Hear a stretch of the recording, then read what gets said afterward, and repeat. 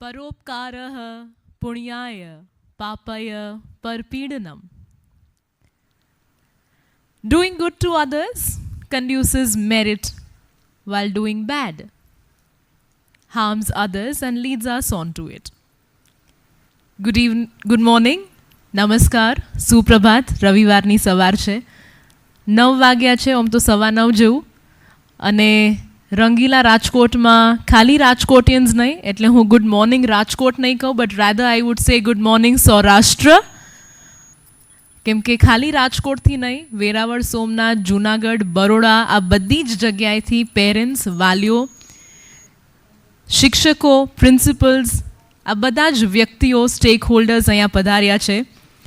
And ladies and gentleman, I take this opportunity to welcome all of you to ProNirman Learning Solutions in association with Chaitanya Sinhar Architects presents Paramatmanu Parenting 2.0 powered by DRS Financial Services. આ પહેલી વાર હું એવું અનુભવું છું કે આ ખાલી એક પ્રવચન કે સ્પીચ નથી, બે મહાનુભાવોની, one is doctor Nimit Ojha and doctor Vishal Bhadani. પણ આ એક એવો સેમિનાર છે, આ 2.0 એટલા માટે કેમ કે એપ્રિલ 16, 2023ના રોજ રવિવારની સવારે જ આવો પહેલો સેમિનાર રાજકોટ અંતર્ગત કરવામાં આવ્યો હતો by 2 think tanks, Shreyansh Doshi and Dhaval Kandhediya. our first speaker this morning, પહેલાં જે વક્તા છે, જેમ આપણે બધા પોસ્ટર્સ, સ્ટેન્ડીઝ ને કિયોસ્ક પર જોયું હશે, વાંચ્યું હશે, જાણ્યું હશે, ઇઝ ડૉક્ટર વિશાલ ભાદાણી. સૌને જય શ્રી કૃષ્ણ. થેન્ક યુ પ્રોનિર્માણ, ધવલભાઈ, શ્રેયાંશભાઈ, all the sponsors. Thank you Rajkot, thank you Saurashtra. અને મને જાણીને ખૂબ આનંદ થયો કે કેટલાક મિત્રો વડોદરાથી આવ્યા છે, બીજા કેટલાક શહેરોમાંથી આવ્યા છે. નિમિત્ત સરને આપણે બધા મિસ કરીએ છીએ, હમણાં જ જોઈન થશે. મારે તમારી સાથે 55 મિનિટ વાત કરવી છે, અને વિષય જે છે એ આપણા સૌના જીવનને 100% જે સ્પર્શ કરે છે, છતાં આપણને મોટાભાગનાને ઇન્ક્લુડિંગ માય સેલ્ફ એની બહુ ખબર હોતી નથી. એવા વિષયને લઈને તમારી સાથે વાત કરવી છે. સામાન્ય રીતે આપણે જ્યારે જોક્સ કહીએ છીએ, એ જોક્સમાં જે પાત્રો હોય છે, એમાં જેના ઉપર હસવાનું હોય છે, એ પાત્ર તમે જોયું હશે તો કાં અલ્પ બુદ્ધિવાળું હોય કે થોડું ઠોઠ હોય, એવું જ હોય છે ને. ફિલ્મોમાં જે કોમેડી કેરેક્ટર્સ હોય છે, ખાસ કરીને સાઉથની ફિલ્મોમાં, આપણે કોના પર હસીએ છીએ? તો કે જે કંઈક ભૂલ કરે છે, કોઈ જગ્યાએ સ્લેપસ્ટિક એનું થઈ જાય છે, એના પર કામ કરીએ છીએ. તો કુલ મળીને આપણે એની બુદ્ધિ અથવા મગજની વાત કરીએ છીએ. શું આપણને ખબર છે કે આપણું બાળકનું જે મગજ છે, અથવા આપણા પોતાનું મગજ કેવી રીતે કામ કરે છે? તમને જાણીને નવાઈ લાગશે કે આપણા સિવાયના બધાને ખબર છે, અને આપણા રોજબરોજના જીવનમાં એનો ઉપયોગ અને દુરુપયોગ પણ એટલો જ થાય છે. મને આ શીર્ષક પણ બહુ ગમે છે, પરમાત્માનું પેરેન્ટિંગ 2.0. આજે 2.0 સમજવા જેવું છે. હમણાં જે ભાવિશાબેને વાત કરી, બધી જનરેશન્સના બધા નામ છે. જે લોકો 1946થી 1960ની વચ્ચે જન્મ્યા છે એને કહે છે બેબી બૂમર્સ. કારણ કે એ પહેલાં યુદ્ધોનો કાળ હતો, એટલે બાળકો નહોતા થતા. એટલે બીજું વિશ્વયુદ્ધ પૂરું થયું એટલે બાળકોનો રાફડો ફાટ્યો, બૂમ, બેબી બૂમર્સ.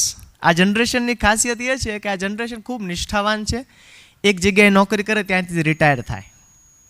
એના સંતાનો જે થયા 60થી 80ની વચ્ચે, એનું નામ છે જનરેશન એક્સ.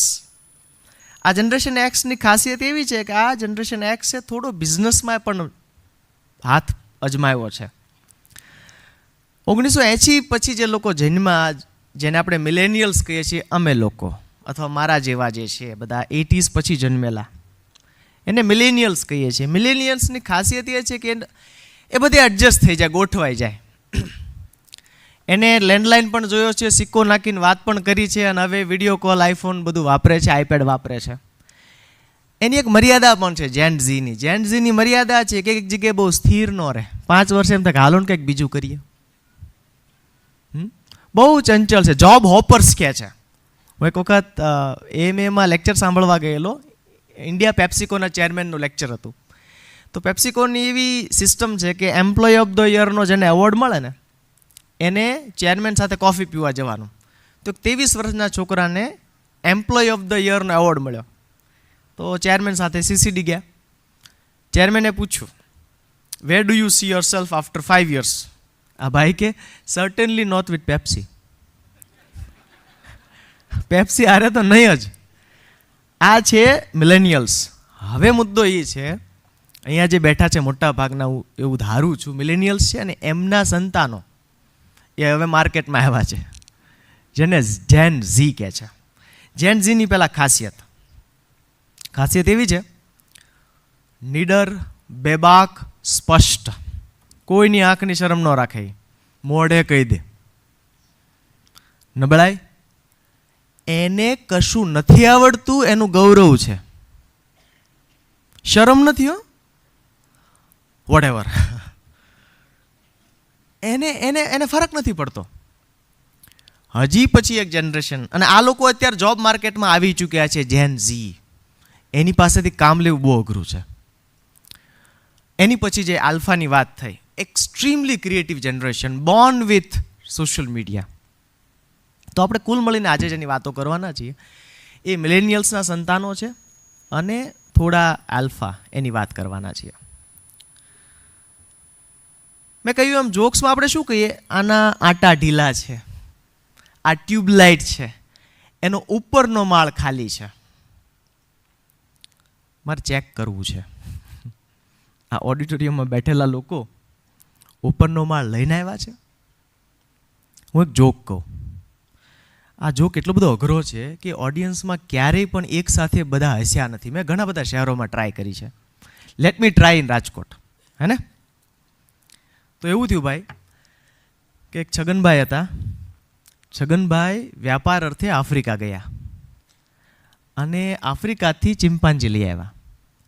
પછી ચિમ્પાન્જીને આઈફોન લઈ દીધો, વુડલેન્ડના શૂઝ, નાઇકી, બધું. આ બધું એકદમ જે બ્રાન્ડેડ કહેવાય બધી જ વસ્તુ. એટલે એકદમ યો થઈ ગયો એ ચિમ્પાન્જી 4.0. હવે છગનભાઈને સવારમાં ચાલવાની ટેવ, એટલે છગનભાઈ ચિમ્પાન્જીને લઈને ચાલવા નીકળ્યા રેસકોર્સમાં. સામેથી મગનભાઈ આવ્યા. એટલે મગનભાઈ કીધું, અરે વાહ, નવો વાંદરો લીધો? ચિમ્પાન્જી કીધું, હા.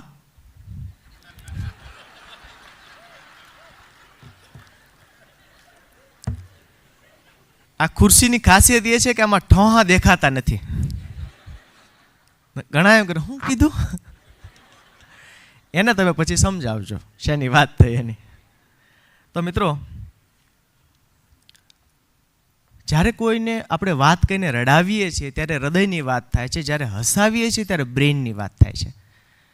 શાળામાં બાળક સાથે શિક્ષક વાત કરે છે તો એ બાળક સાથે વાત નથી કરતા, એના બ્રેઇન સાથે વાત કરે છે. માનવ જાતના ઇતિહાસમાં આપણે બ્રેઇન વિશે જેટલું નહોતા જાણતા એટલું છેલ્લા 20 વર્ષમાં જાણવા લાગ્યા છીએ.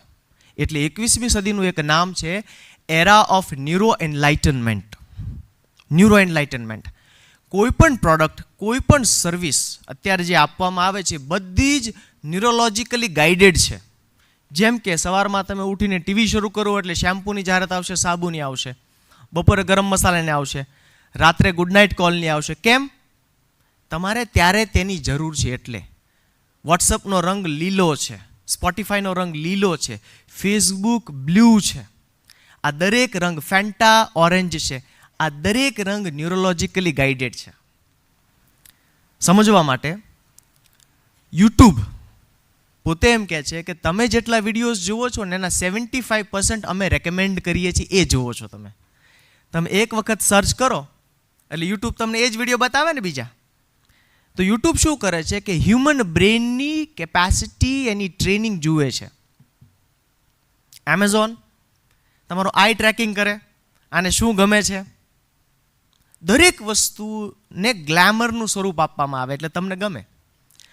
એથી આગળ તમે જુઓ, જો જેના કેટલાના ઘરે નાપતોલ એટલે જીટીપી છે, જીપીટીએલ કનેક્શન, હા ઓકે, તમે જ્યારે શરૂ કરો એમાં જાહેરાત આવે છે, પેલા સેલ્સ પર્સન વેચતા હોય, એની તમે બોલવાની સ્પીડ જોજો, ખૂબ જ ઝડપથી હોય છે, પાછળ સાયરન વાગતું હોય, ઘડિયાળ ચાલતી હોય. એટલે હું તમને ડેમો આપું, પ્લીઝ ડરતા નહીં. देखिए हम आपके लिए लाए शानदार कंबल और इस कंबल में मिल रहे हैं आपको 6 बेहतरीन कलर और इतना एक कोजी है कि अगर आप विंटर में स्विट्जरलैंड जाओगे तो आपको लगेगा कि इंडिया का समर है. વચ્ચે ફૂલ સ્ટોપ જ ના આવે. આ શું કરે છે? તમારા બ્રેઇનની જે ખરીદ શક્તિ છે એને ટ્રિગર કરે છે. એટલે આપણને એમ થાય કે જો આપણે આ ધાબળો ન લીધો તો અવતાર એળે છે, એટલે ઘરમાં 6 ધાબળા હોય તો 7મો ઓર્ડર કરી દઈએ, એમાં ઓફર ચાલતી હોય, ડિસ્કાઉન્ટ ચાલતું હોય. ન્યુરો એનલાઇટનમેન્ટ, MBAમાં આ કોર્સ ભણાવવામાં આવે છે જેને કહે છે ન્યુરો માર્કેટિંગ. ઓકે, એથી આગળ દરેક પોલિટિકલ કેમ્પેઇનમાં આનો ઉપયોગ કરવામાં આવે છે, દરેક વેબ સિરીઝમાં આનો ઉપયોગ કરવામાં આવે છે. આ વેબ સિરીઝ એટલી બધી સુપરહિટ જાય છે એનું કારણ છે 1000 લોકોને આવા ઓડિટોરિયમમાં બેસાડે, એને એક હેલ્મેટ પહેરાવે અને દરેક સીનમાં એવરેજ ઓડિયન્સને કંટાળો આવ્યો, મજા આવી, બગાસું ખાધું, આંસુ આવ્યું, હસવું આવ્યું, એ બધું રેકોર્ડ કરે, એ એવરેજના આધારે જે તે સીનને રિફાઇન કરે. એમ એ પેરાસિટામોલ થઈ જાય, સુપરહિટ થઈ જાય. તો મનોરંજન ઇન્ડસ્ટ્રી, શોપિંગ હોય, ફૂડ હોય, બધામાં ન્યુરોલોજીનો ઉપયોગ થાય છે. પેરેન્ટિંગમાં કેમ નહીં? તો આપણે સોશિયલ મીડિયા બેસ્ટ, 2011 થી 2020 સુધી સોશિયલ મીડિયાનો પહેલો જે પડાવ હતો એનો ગોલ શું હતો? અટેન્શન. ગમે તેમ કરીને સોશિયલ મીડિયામાં તમને લાવવાના. એટલે શરૂઆતમાં જેમ આપણે કેમ વેવિશાળ થાય એટલે ચૂંદડી આપે ને રૂપિયો નારિયેળ આપે, પહેલી વખત કોઈ પ્રવૃત્તિ કરો એટલે કાચું જોડાણ હોય, એને તમે રિપીટ કરો છો, જેને ક્લાસિકલ મ્યુઝિકમાં રિયાઝ કહે છે, ક્રિકેટમાં નેટ પ્રેક્ટિસ કહે છે, જીમમાં ટ્રેનિંગ કહે છે, સ્કૂલમાં જેને હોમવર્ક કહે છે, એ બધું જ આ ન્યુરલ કનેક્શનને મજબૂત કરવા માટે છે, આ સગાઈને લગ્નમાં પરિણમવા માટેની આ પ્રક્રિયા છે.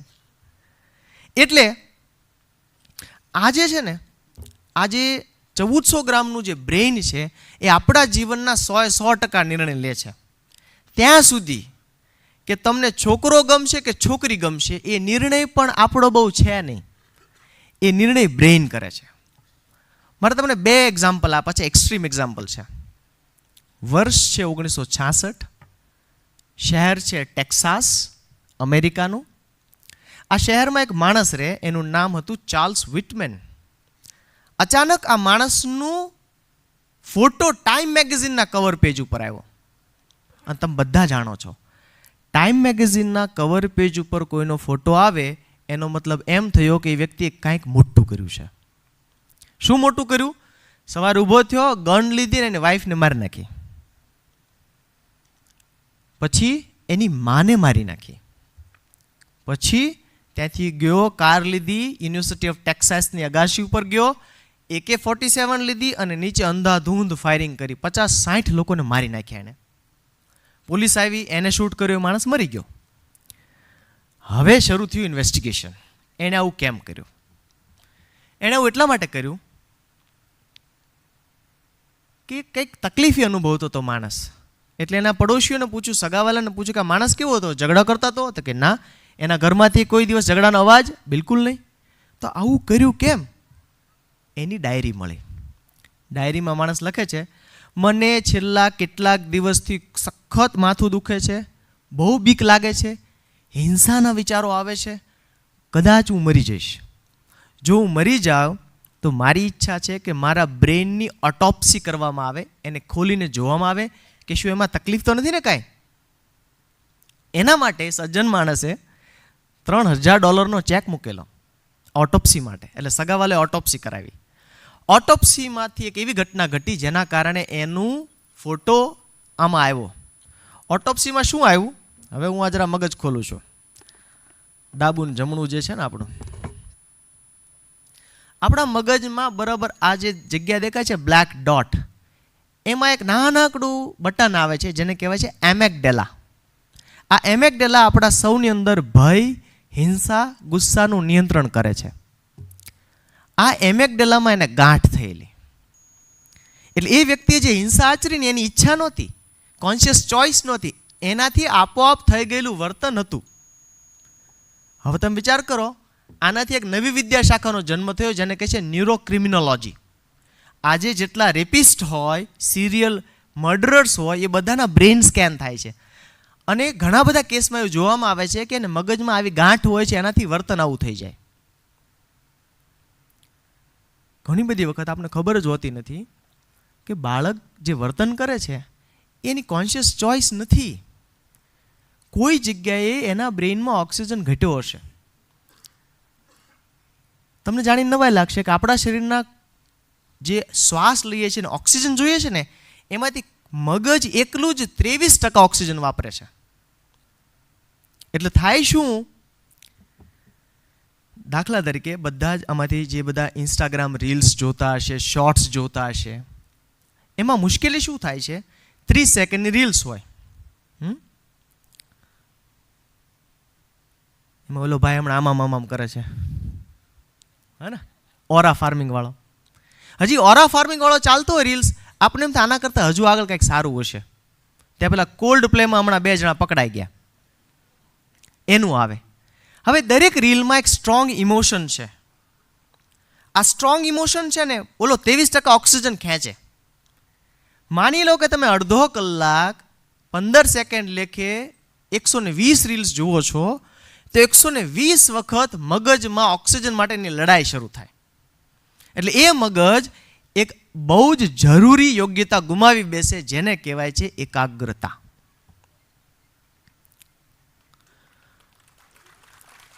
હવે જોજો, તમે તમારી જાત ઉપર પ્રયોગ કરજો.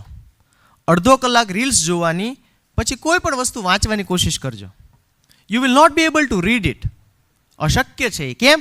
કારણ કે ઓલો ઓક્સિજન તો શોષાઈ ગયો છે. એટલે જે મેં કીધું ને, અટેન્શન ઇકોનોમી અને ઇન્ટિમસીની ઇકોનોમી એ જ ઈચ્છે છે કે તમારા બ્રેઇનની કેપેસિટી ઓછી થાય. હવે આ મગજના 3 ભાગ છે મિત્રો. આને કહે છે રેપ્ટાઇલિયન બ્રેઇન અથવા લિઝર્ડ બ્રેઇન. આ ગરોળીમાં પણ છે, મગજમાં પણ, માણસમાં પણ છે, મગરમાં પણ છે, બધામાં છે. આને મગજ નથી. આને મગજ નથી. એની ઉપર જે દેખાય છે તમને થોડુંક, એને મેમેલિયન બ્રેન કહેવાય. એટલે કૂતરાને, ગાયને બધાને એ મગજ હોય. એને પણ તર્ક નથી. આ ભાગને તર્ક છે. આને ઉપલો માળ કહેવાય. એટલે જ્યારે કોઈ માણસ મૂર્ખતાભર્યો નિર્ણય લે ને ત્યારે શું કહેવાય કે એને he did not think little about the reptilian brain. એને જો આ ગરોળીના મગજથી થોડું વધારે વિચાર્યું હોત ને તો એ નિર્ણય બરાબર લેત. આ આપણા માટે અગત્યનું આ છે. હજી હમણાં આગળ વાત કરી શા માટે અગત્યનું છે. હવે ન્યુરોપેરેન્ટિંગ. આટલી પ્રાથમિક વાત પછી ન્યુરોપેરેન્ટિંગ ઉપર આપણે આવીએ. બાળક જ્યારે શીખે છે ત્યારે મગજના 4 હિસ્સાઓ એમાં બહુ જ સક્રિય હોય છે. 4 હિસ્સાઓ. પહેલો જે હિસ્સો છે એને આપણે કહીએ છીએ પ્રીફ્રન્ટલ કોર્ટેક્સ. આનું કામ આયોજન કરવાનું છે, વિચાર કરવાનું છે, નિર્ણય કરવાનું છે. અહીંયા વાગે ને કોઈ, અહીંયા એટલે તકલીફ થાય. એટલે આપણે હેડ ઇન્જરીથી બચવા માટે પ્રકૃતિએ શું વ્યવસ્થા કરી છે, કોઈ આપણે મારવા આવે ને એટલે તરત આપણે આમ થઈ જઈએ છીએ. પ્રકૃતિ જાણે છે કે આ જવું ન જોઈએ. આનું કામ આ છે, આયોજન કરવાનું છે. બીજું જે છે સરસ મજાનું, આ બ્લેક કલરનું તમને દેખાય છે સેરેબેલમ. આનું કામ શું છે? શરીરના અંગો સાથે મગજને ગોઠવવું. તમને તરસ લાગે, તમે ઊભા થઈને પાણીયારે જાઓ, ફ્રીજ સુધી જાઓ, ત્યાં સુધી આ કામ કરે છે. એટલે આપણે બધા ના પાડતા બાળકને તમાચો નહીં મારવાનો. અહીંયા વેસ્ટિબ્યુલર નામની એક સિસ્ટમ આવે છે જેને આપણે છઠ્ઠી ઇન્દ્રિય કહીએ છીએ. આપણે ઊભા રહીએ છીએ, બેસી શકીએ છીએ, અથવા વૃદ્ધાવસ્થામાં લાકડી જોઈએ છે કારણ કે ઘણાને વર્ટિગોનો પ્રોબ્લેમ હશે, એમને ખબર છે. આ સિસ્ટમ ડેમેજ ના થવી જોઈએ. એટલે હમણાં જે બહેને પૂછ્યું ને કેટલા લોકોની ધુલાઈ થઈ છે, આપણને ખબર નથી હો. એક આખી પેઢી, જનરેશન એક્સ, એવી પસાર થઈ ગઈ, એને એવું સૂત્ર આપ્યું, સોટી વાગે સમસમ. સાહેબ વિદ્યા તો આવી નહીં, છોકરા મારના બીકે નિશાળની વંડી ઠેકીને ભાગી ગયા. કોઈ બીએડ કોલેજમાં ભણાવવામાં આવતું નથી કે વિદ્યાર્થી ડિસિપ્લિનમાં ન હોય તેને આવી રીતે મારવાનો, કાન ખેંચવાનો, તમાચો મારવાનો, અંગૂઠા પકડાવવાના. જો ખરેખર એ સાયન્ટિફિકલી પ્રૂવન હોત ને તો બીએડ કોલેજમાં ભણાવવામાં આવતું હોત. એ પ્રૂવન છે જ નહીં. માર મારવાથી એક જ વસ્તુ આવડે, શું કે માર મારવાથી કામ થાય. જેને બાળપણમાં માર ખાધો એ વસ્તુ શીખી જાય, હિંસાથી કોઈ પણ કામ કરી શકાય. તો મારે હવે જે વાત કરવી છે એ શું છે, ગ્રેડેડ મેનરમાં પ્રેગ્નન્સીથી લઈને ટીનેજર સુધીમાં ન્યુરો પેરેન્ટિંગ તરીકે શું શું કરવું જોઈએ અને શું શું ન કરવું જોઈએ. પહેલી વાત, 4 થી 7 માસ દરમિયાન મગજમાં ન્યુરોન્સ બનવાના શરૂ થાય. આ ન્યુરોન્સને સૌથી વધુ અટકાવે કોણ? તો કે મમ્મીનું કોઈ પણ પ્રકારનું વ્યસન. હું જ્યારે કોઈ પણ પ્રકારનું વ્યસન કહું છું ત્યારે મને ખબર છે કે આપણા સામાન્ય ગુજરાતી સમાજમાં બહેનો સિગરેટ પીતી નથી, દારૂ પીતી નથી. મને માન્યતા સાથે મરવામાં વાંધો નથી. તમે મારી માન્યતા તોડશો નહીં માતાજી. પણ એક વ્યસન જેને આપણે સોશિયલ મીડિયાનું વ્યસન કહીએ છીએ એ પણ આમાં આવે છે. વ્યસન, જો દરેક વ્યસનનો સંબંધ બ્રેઇન સાથે છે. ચાનો, જેને માથું દુખે છે, યુ આર એડિક્ટેડ એટલે માથું દુખે છે. દારૂ બ્રેઇન સાથે, ડ્રગ્સ બ્રેઇન સાથે. ઓવરડોઝ થઈ જાય તો માણસ ભાન ભૂલી જાય છે ને. સોશિયલ મીડિયા, આ બધું જ જેની સાથે સંકળાયેલું છે એ ડોપામીન. તમે જાણો છો, એક પુસ્તક છે, બધા વાલીઓ વાંચવા જેવું છે, ઘરમાં એનો પાઠ કરવાનો. પુસ્તક ગુજરાતીમાં છે, ઇંગ્લિશમાં પણ સરસ ગુજરાતી થયું છે. પુસ્તકનું નામ છે ડોપામીન ડિટોક્સ. કેવી રીતે ડોપામીન ડિટોક્સ કરવું. જે મમ્મી પ્રેગ્નન્સી દરમિયાન રીલ સ્ક્રોલ કરે છે એના બાળકના ન્યુરોન્સ ડેમેજ થાય છે. પછીનો અગત્યનો પીરિયડ આવે છે, બહુ જ અગત્યનો. મેં ગઈકાલે એની ફેસબુક ઉપર એક પોસ્ટ પણ મૂકી. 0 થી 2 વર્ષ. 0 થી 2 વર્ષ દરમિયાન મગજમાં પ્રતિ સેકન્ડ લાખોની સંખ્યામાં ન્યુરોન્સ બને છે, લાખોની સંખ્યામાં. આ સમયે જો ઘરના વાતાવરણમાં આપણે હસબન્ડ વાઈફમાં, દેરાણી જેઠાણીમાં, સાસુ વહુમાં, સસરામાં જ્યાં કંઈ પણ ઝઘડાનો, સ્ટ્રેસનો માહોલ હશે, એ બાળક, જો એ અભિમન્યુ છે, એ સૂતું હશે તો એ સાંભળે છે, ફીલ કરે છે. એ બાળક ના મગજમાં પેલો જે ઓક્સિજન છે એ ઓક્સિજન બધો ખર્ચાશે શામાં? જે સ્ટ્રેસ હોર્મોન ઊભો થાય છે એની સામે લડવામાં. એટલે એ હોર્મોન એને નવા ન્યુરોન્સ પેદા કરવામાં મદદ નહીં કરે. સાદી ભાષામાં એમ કહીએ કે 2 GB ઇન્ટરનેટ હતું, આખું 2 GB ઇન્ટરનેટ મારું તનડા મેચિંગ કરવા છે, મનડા મેચિંગ કરવામાં વપરાઈ ગયું, હવે એજ્યુકેશન માટે વધ્યું જ નહીં. એની જેમ આ જે સમય છે એ પ્રીમિયમ છે, પ્રીમિયમ. આમાં 2-3 ભૂલો થાય છે. પહેલી ભૂલ, એ ભૂલનું નામ છે ડાયપર. આપણે કોઈ કહેતું જ નથી. આ કેમ ડાયપર? ડાયપરનો જન્મ થયો છે મુસાફરી દરમિયાન આપણે કમ્ફર્ટેબલી બાળકને સાથે રાખી શકીએ. જ્યારે 24 કલાક ખાસ કરીને રાત્રે બાળક ડાયપર પહેરીને સૂવે છે તો મમ્મીને તો સારી ઊંઘ આવે છે. એ મૂળ તો મમ્મી માટે છે, બેચારીને જોબ કરવાની છે, આખા દિવસ ઘરનું કામ કરવાનું છે. બટ એક અગત્યની વસ્તુ એમાં થાય છે, એને કહેવાય છે કમ્યુનિકેશન એલિમિનેશન. હવે બાળક જાગે છે ત્યારે મમ્મી થોડી વાત કરે, અલો મારો દીકરો જાગી ગયો, બહુ પીવું છે. આ છે ને, it is a gold mine. આ સંવાદ જે છે એ બાળકને સેફટીનો અહેસાસ કરાવે છે, હૂંફનો અહેસાસ કરાવે છે. હવે મુદ્દો શું આવ્યો? આપણે બધા છીએ મિલેનિયલ્સ, ટેકનોલોજી ખૂબ આવી, તો એક સ્નૂ નામનું AI પાવર્ડ ઘોડિયું આવ્યું છે. એનું નામ છે સ્નૂ. સ્નૂમાં ફાયદો શું છે? હિંચકાવાની જરૂર નહીં. હવે હિંચકાવાની જરૂર નહીં એટલે હાલરડા જાય. હાલરડા જાય એટલે મમ્મીના અવાજથી બાળક દૂર ગયું. એટલે આ બાળક આગળ જતાં બીકણ થશે, ડરપોક થશે. બીજું આવ્યું છે, તમે બધા રીલ્સ પર જોયું છે, સ્માર્ટ પેટર. સૂતું હોય એટલે મમ્મી પીઠ પાછળ હાથ આમ કરે અથવા આમ હાથ ફેરવે.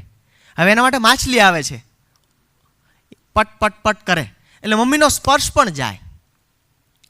જે બાળકને પ્રથમ વર્ષ દરમિયાન, હજી પપ્પાનું કહું છું, પપ્પા ખુશ નહીં થતા, નકર મમ્મીઓ તો આમ નેણ કરી ગઈ છે, હા અમારા મમ્મીનું જ બધું કહે છે. જે બાળકને આ સમય દરમિયાન જો સ્પર્શ મળતો નથી, એ બાળકને ભવિષ્યમાં એક બહુ વિચક્ષણ બીમારી થાય છે, જેને કહે છે અટેચમેન્ટ ડિસઓર્ડર. એ કોઈ પણ સાથે ભાવાત્મક રીતે જોડાવામાં તકલીફ અનુભવે છે, એટલે એના બ્રેકઅપના અને બ્રેકઅપ પછી છૂટાછેડા થવાના ચાન્સીસ વધી જશે. એટલે માતાશ્રીઓ, હાથ ફેરવો. ન્યુરો પેરેન્ટિંગ આ હાથ ઉપર બહુ ફોકસ કરે છે. પપ્પાની વાત, પપ્પાનો સ્પર્શ ક્યાં જરૂરી છે? આપણે એમેગડેલા જોયું ને, એમેગડેલા, આ એમેગડેલા થોડું થોડું જંકૃત થવું જોઈએ. તમે જોજો, કોઈ સ્ત્રી બાળકને રમાડે અને પુરુષ બાળકને રમાડે, એમાં ફરક શું હોય છે? સ્ત્રી આમ હળવેકથી તેડશે, એને આમ હાથ ફેરવશે. પુરુષો એવું નહીં, એ તો ઉછાળે આમ. ઘણા મેં જોયા છે એક હાથ ઉપર આમ રાખે, આમ ડગ ડગ ડગ ડગ ડગ ડગ ડગ ડગ ડગ. ઓલો બાળક માનતા માની લેવો, જો આમાંથી પડીશ નહીં ને તો હાલીને ચોટીલા જઈશ. પણ એ જરૂરી છે. કેમ જરૂરી છે? કારણ કે ઓલું સર્વાઈવલ માટેનું ઊભું થાય ને, એ બાળકનું ભાવ નિયમન સરસ થાય. જો પુરુષોને બહુ ટેવ હોય, આવે એટલે બાળક ગદલી પછી કરશે, આમ કરશે, બાળક ખખડી પડશે. આ પણ જરૂરી છે. એટલે પપ્પા, મેં વચ્ચે એક આર્ટિકલ લખેલો, પપ્પાના પ્રકારો, 10 પ્રકારના પપ્પા બતાવેલા. એક પપ્પા એવા હોય કે જે વીકેન્ડ પપ્પા હોય, એ વીકેન્ડમાં જ દેખાય. એક એનાથી ખતરનાક પપ્પા છે, વિઝિટિંગ પપ્પા છે. એ બીજા શહેરમાં જોબ કરતા હોય, 15 દિવસે એક વખત આટો મારે. એટલે સૌમ્ય જોશીનું એક નાટક છે, એમાં એ પાત્ર ફરિયાદ કરે છે મુંબઈનું, કે હું મારા બાળકને આમ મોટું થતા જોઉં છું, આમ નહીં. એવું ન કરવું હો, કારણ કે પછી પણ આપણને એ આમ જ મોટા થતા જોશે વૃદ્ધાશ્રમમાં. તો મમ્મીનો સ્પર્શ, મમ્મીનો અવાજ જરૂરી છે. એક એપ્લિકેશન આવી છે જેનું નામ છે ચેટર બેબી. પહેલાં કેવું હતું, સંયુક્ત પરિવાર હતા ને, તો બાળક જે રીતે રડે ને, એટલે સાસુ કે આને આમ થયું હશે, આને સોમવાર 34 પાઈ દો. પણ હવે અર્બન મોમ્સને ખબર નથી, તો એના માટે એઆઈ આવી છે ચેટર બેબી લઈને. તો તમારે ઘોડિયા પાસે મૂકવાની, બાળક રડશે. આખી દુનિયાના બાળકો 5 જ વસ્તુ માટે રડે છે. તો કઈ વસ્તુ જોઈએ છે એ એપ મમ્મીને કહી દે. કેટલું સારું. ઘોડિયા ઉપર એક કેમેરા હોય, આખી રાત બાળકનું સ્લીપનું મોનિટર કરે, કેટલા પડખા ફર્યું, કેટલા શ્વાસોશ્વાસ થયા, ક્વોલિટી ઓફ સ્લીપ કેટલી હતી, રેટિંગ આપે. આ બધી ટેકનોલોજી સગવડતા માટે છે. યાદ એ રાખવાનું છે કે માણસનું, મનુષ્યનું જે શરીર છે ને, એ કુદરતે બનાવેલું છે. એની કેટલીક કુદરતી જરૂરિયાતો આપણે એમ જ પૂરી કરવી પડશે. પ્રથમ 2 વર્ષ ખૂબ જ અગત્યના છે. બીજી એક અગત્યની ઘટના આ સમયે થાય છે. તમે જોજો, 6 મહિનાનું બાળક આમ સૂતું હોય ને, હાથ પગ જોરથી હલાવે, ખૂબ જોરથી હલાવે. તમે ટ્રાય કરજો ને, બાજુમાં ગોદડી પાથરીને, તમે પહેલાં થાકી જશો, એ બાળક થાકશે નહીં. એ શું કરે છે? તમામ સસ્તનધારી જીવોમાં આ વસ્તુ છે કોમન. શું છે? હાથ પગ હલે ને તો બુદ્ધિ વધે. જે બ્રોનોસ્કી નામના એક બાયોલોજિસ્ટે 11 વોલ્યુમ લખ્યા છે એક જ પ્રશ્નના જવાબ માટે. પ્રશ્ન શું છે? માણસના મગજ નામના વાસણમાં બુદ્ધિ ક્યારે આવી? 11 વોલ્યુમો. જવાબ શું મળે છે? તમને બધાને કદાચ યાદ નહીં હોય, હું યાદ અપાવું. આપણે બધા પહેલાં વાંદરા હતા. કોઈ કહે છે કેટલાક હજી છે. હવે એમાં બધા વાંદરા 4 પગે ચાલતા હતા, એપ્સ. એમાંથી પહેલો વાંદરો જ્યારે 2 પગે ઊભો થયો, એટલે એના આગળના જે હાથ પગ હતા ને, સરપ્લસ તેને હાથ બન્યા. આ હાથે કામ કરવાનું શરૂ કર્યું, કોકની હળી કરવાનું શરૂ કર્યું, ડાળી પકડવાનું શરૂ કર્યું, તોડવાનું શરૂ કર્યું. જેવા આ હાથનું કામ શરૂ થયું ને, એવી બુદ્ધિ વિકસી. એટલે શું કરવાનું? આ સમય દરમિયાન બાળકોને મેક્સિમમ પકડી શકે ને એવા ટોયઝ આપવાના, જેમાં સ્મૂધનેસ હોય, રફ સરફેસ હોય, થોડું કઠણ હોય, વજનદાર હોય, એ આપવાના. એના મેક્સિમમ, જેને ઇંગ્લિશ મીડિયમવાળા મોટર સ્કિલ્સ કહે છે, એવું થવું જોઈએ. No screen, please no screen, કોઈ પણ પ્રકારની સ્ક્રીન નહીં. 3 વર્ષ સુધી ઘરમાં ટીવી હોય તો એને કોઈને ગિફ્ટ કરી દો, ભાડે આપી દો. કેમ ખબર છે? આ સમય દરમિયાન આંખનું કોર્ડિનેશન થતું હોય છે. 19 વિભાગ કામ કરે ત્યારે આપણે જોઈ શકીએ છીએ.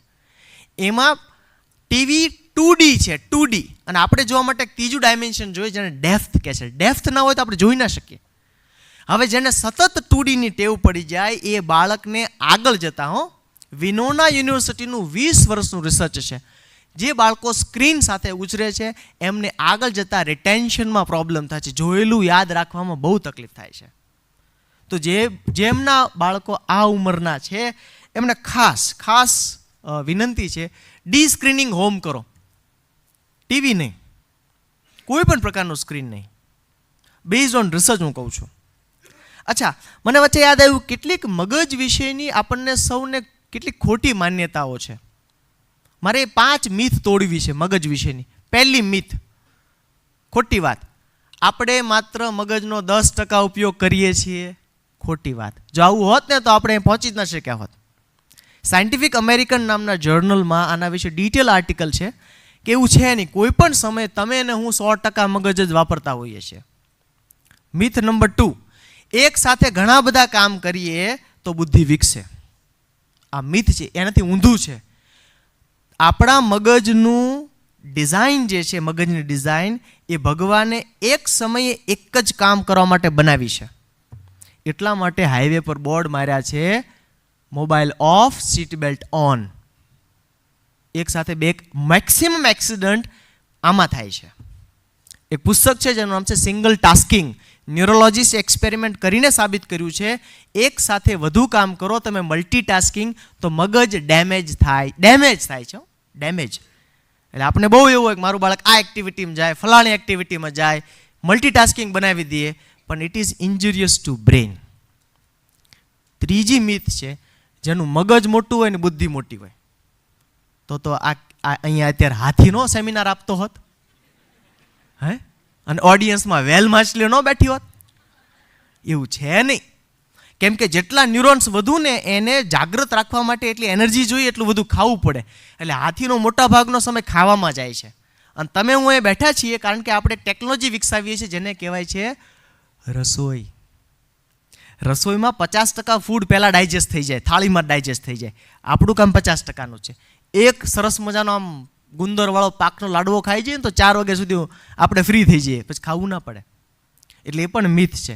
હજી એક મિથ છે, ડાબું મગજ જે છે એ લોજિકનું કામ કરે, તર્કનું કામ કરે, ને જમણું મગજ જે છે એ ઇમેજિનેશનનું કામ કરે, આર્ટ્સનું કામ કરે છે. એવું નથી ભાઈ. આપણું મગજ છે ને મોડ્યુલર છે, ઇન્ટિગ્રેટેડ મગજ છે. એટલે એમાં એવું આવે, એકબીજાને મદદ કરે છે. આ મિથ પણ અત્યારે બસ્ટ થઈ ચૂકી છે. આગળ વધીએ આપણે. હવે એક ધારા આ 1960માં અમેરિકન રિસર્ચ એમ છે કે બાળકો પ્રતિ વર્ષ 200 કલાક ગાડીની સીટ ઉપર બેસા રહેતા. 200 કલાક. આજે આંકડો જે છે એ 500 કલાકનો છે. સીટ બેલ્ટ બાંધીને બાળકો ગાડીમાં બેઠા હોય. જો તમારું બાળક ઘરમાં સ્થિર બેસે છે, 5, 6, 7 વર્ષનું બાળક, જો ધમપછાડા કરતું નથી, ચંચળ નથી, તો ડૉક્ટરને બતાવો. જો તમારી સ્કૂલ તમને ફરિયાદ કરે છે કે બેન, શોભનાબેન, તમારી પૃથા જે છે આખો ક્લાસ શાંતિથી લખતી હોય ને એ ઊભી થઈને દોડાદોડ કરે છે, તો એને શું કહેવાનું? થેન્ક યુ મેડમ, અમારા ઘરે સાક્ષાત શક્તિ પ્રગટ થયા છે. અથવા પાર્થ હોય તો સાક્ષાત કૃષ્ણ આવ્યા છે. કૃષ્ણનું જીવન પણ ન્યુરો પેરેન્ટિંગની દ્રષ્ટિએ સુંદર છે. આપણે તોફાની કાનુડો લખીએ છીએ રિક્ષા પાછળ, હે ને? એ બહુ સૌરાષ્ટ્રમાં જાણીતી જોક હતી કે એક ભાઈને પાયલટ તરીકે જોબ લાગી ને તે બીજે દી પાછો આવ્યો. કેમ, શું થયું? કે વિમાન ઉપર ના પાડે છે તોફાની કાનુડો લખવાની. આ તોફાન છે ને, ધેટ ઇઝ યોર બ્રેઇન. તોફાન, જેણે પણ તોફાન કર્યા છે, હમણાં ઓલા સાહેબ કહેતા હતા, તોફાન કરવા માટે 3 વસ્તુનું ધ્યાન રાખવું પડે. 1, મજા આવવી જોઈએ. 2, સાથે કોકને લેવાના છે. 3, પકડાવાના નથી. આવું બધું ક્યારે થાય? જ્યારે તમે મગજ વાપરો ત્યારે. પણ જો મગજ થાકી જાય આ એક્ટિવિટી ફલાણી એક્ટિવિટી આ એક્ટિવિટીમાં, તો એ મગજ ક્રિએટિવ કામ ના કરી શકે. ફિનલેન્ડ સાથે અમે MOU કરેલો. ફિનલેન્ડના પ્રોફેસર 15 દિવસ અમારે ત્યાં આવેલા ભણાવવા માટે. એને શું કીધું ખબર? મેં કીધું ફિનલેન્ડમાં આટલી બધી રિસેસ શું કામ તમે આપો છો? 45 મિનિટની રિસેસ હોય. એણે શું કહ્યું? અમે એટલા માટે આપીએ છીએ કારણ કે બ્રેઇનમાં એક ડિપાર્ટમેન્ટ હોય છે જેનું કહેવાય છે ડિફોલ્ટ નેટવર્ક. એટલે શું? એ સમયે બ્રેઇન કાંઈ કરતું હોતું નથી.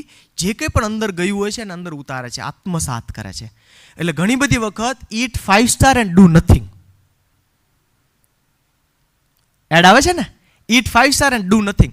બાળકને કશું ન કરવા માટેનો પણ સ્પેસ આપવો જોઈએ.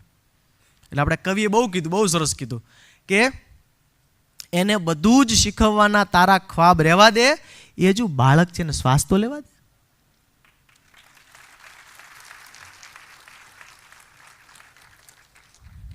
થોડા આગળ વધીએ. બાલ મંદિરથી લઈ ધોરણ 5 સુધી, એટલે લગભગ 6 વર્ષથી લઈને, વેલકમ નિમિત સર. નિમિત સરનું સ્વાગત કરીએ આપણે.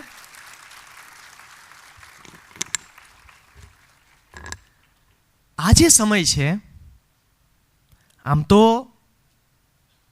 પ્રતિ વર્ષ આ ઉંમરના બાળકો લગભગ 5000 શબ્દોની એવરેજ શીખતા હોય છે. જેમ જેમ મોટા થાય ને એમ આપણી વોકેબલરી સ્થિર થતી થાય. પછી અમુક ઉંમર પછી આપણે બધાનો કોમન પ્રશ્ન છે કે બાળકો કંઈ પૂછતા નથી. કેમ? કારણ કે ખબર પડી ગઈ છે આને શું કહેવાય, એટલે પૂછતા બંધ થઈ જાય. જેની ભાષા સમૃદ્ધ ને એના વિચારોનું વૈવિધ્ય એટલું જ સરસ. એટલે સરકારી પ્રાથમિક શાળામાં બાય ચાન્સ તમારું બાળક ભણતું હોય, એમાં માત્ર 2 જ વિષય છે, ગણિત અને ભાષા. કેમ? આપણું મગજ આ 2 જ સમજે છે. બાકી બધાનું ટ્રાન્સલેશન એને એમાં જ કરવું પડે, કાં તો નંબર્સમાં કાં તો શબ્દમાં. તમે કોઈ દિવસ એવા માણસને મળ્યા છો કે જે પ્રખર વિદ્વાન હોય ને ભાષા નબળી હોય? It is impossible. તમારી પ્રજ્ઞાને ભાષા સાથે સંબંધ છે તો તમારા ઘરમાં જોડકણા. અચ્છા, હું પૂછું, બાળકો ગીત ગાતા, ફિલ્મના ગીત ગાતા હશે, બાલગીતો ગાતા હશે, કેટલાને એવા બાળકો છે વચ્ચે પોતાના શબ્દો ઘુસાડે છે? હાથ ઊંચો કરો. 2-3 ગીત મિક્સ કરી દે. થેન્ક યુ, કોંગ્રેચ્યુલેશન, સ્વયં કૃષ્ણ આવ્યા છે.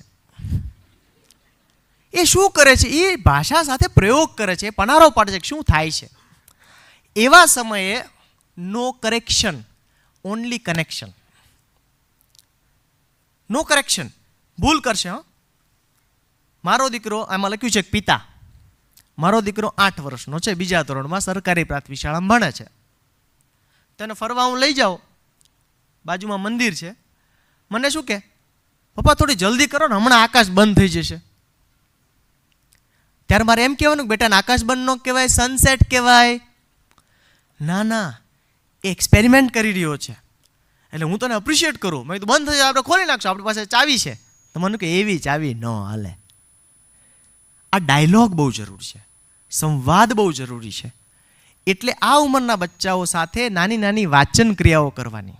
પણ વાંચનમાં ભારતમાં એક મુશ્કેલી એ છે, આપણે ત્યાં દરેક બીજો વ્યક્તિ ડૉક્ટર છે, દરેક ત્રીજો વ્યક્તિ શિક્ષક છે, અને દરેક ચોથો વ્યક્તિ કથાકાર છે.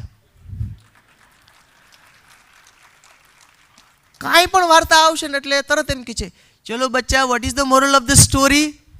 એટલે ભાઈ નથી, હજી એનું રેશનલ ફેકલ્ટી મગજમાં બનવાની વાર છે. હજી લોજિકલી વિચારી શકતું નથી. એને એવી વાર્તાઓ વંચાવવાની, સંભળાવવાની જેમાં મોરલ ના હોય, માત્ર ઇમેજિનેશન હોય. હું એક સેમ્પલ લાવ્યો છું. ભાઈ પેલી બુક આપો તો.